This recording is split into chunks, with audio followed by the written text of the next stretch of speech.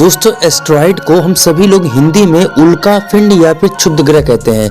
इसे मीटियोराइड भी कहा जाता है। दोस्तों आज के इस वीडियो में मैं आपको बताने वाला हूं एस्ट्रॉइड आखिर होता क्या है और इनकी संख्या कितनी है।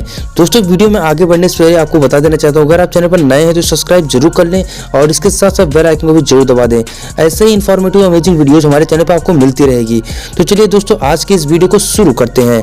नंबर 1, एस्ट्रॉइड को किसी ग्रह या तारे का टूटा हुआ टुकड़ा माना जाता है।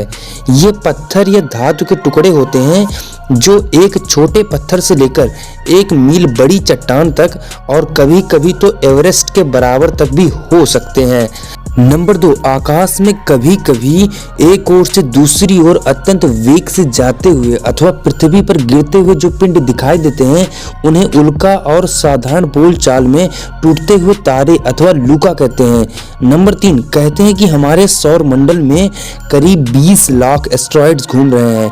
नंबर 4, नासा के पास पृथ्वी के आसपास 140 मीटर या उससे बड़े करीब 90% एस्ट्रॉइड को ट्रैक की क्षमता है।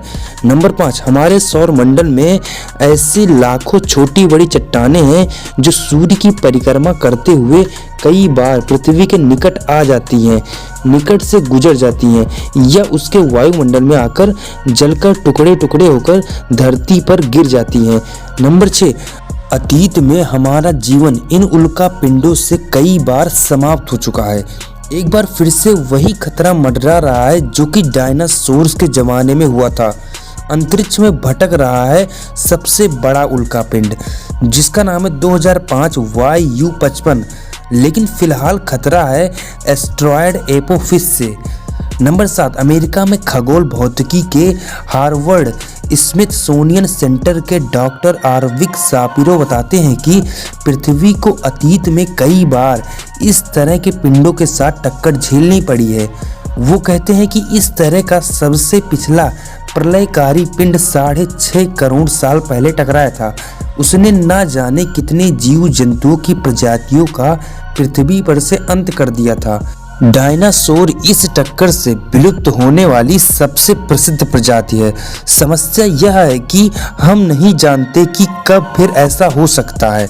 वह लघु ग्रह सैन फ्रांसिस्को की खाड़ी जितना बड़ा था और आज के मैक्सिको में गिरा था। इस टक्कर से जो विस्फोट हुआ वह 10 करोड़ मेगाटन TNT के बराबर था। पृथ्वी पर वर्षों तक अंधेरा छाया रहा। नंबर 8, कई बड़े वैज्ञानिकों को आशंका है कि एपोफिस या एक्स नाम का ग्रह धरती के काफी करीब से गुजरेगा और अगर इस दौरान इसकी पृथ्वी से टक्कर हो गई तो पृथ्वी को कोई नहीं बचा सकता।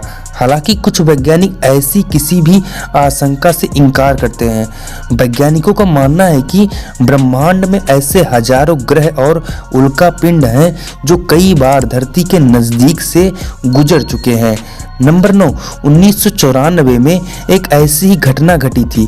पृथ्वी के बराबर के 10-12 उल्कापिंड बृहस्पति ग्रह से टकराए गए थे जहां का नज़ारा महाप्रलय से कम नहीं था। आज तक उस ग्रह पर उनकी आग और तबाही शांति नहीं हुई है। नंबर 10, वैज्ञानिक मानते हैं कि यदि बृहस्पति ग्रह के साथ जो हुआ वह भविष्य में कभी पृथ्वी के साथ हुआ तो तबाही तय है, लेकिन यह सिर्फ आशंका है। आज वैज्ञानिकों के पास इतने तकनीकी साधन है कि इस तरह की किसी भी उल्कापिंड की मिसाइल द्वारा दिशा बदल दी जाएगी। इसके बावजूद फिर भी जलवायु परिवर्तन और ग्लोबल वार्मिंग तबाही का एक कारण बने हुए हैं ये। दोस्तों उम्मीद करता हूँ एस्ट्रॉइड के बारे में ये सभी जानकारियाँ आपको अच्छी लगी होंगी। वीडियो अच्छा लगा हो तो वीडियो पर लाइक और कमेंट जरूर करिए और इसके साथ साथ चैनल को भी सब्सक्राइब जरूर कर दीजिए और इसके साथ आप बेल आइकन को भी जरूर दबा दीजिएगा जिससे हमारी कोई भी नई वीडियो आए तो आपको नोटिफिकेशन सबसे पहले मिले। मैं मिलता हूँ आपसे अगली वीडियो में।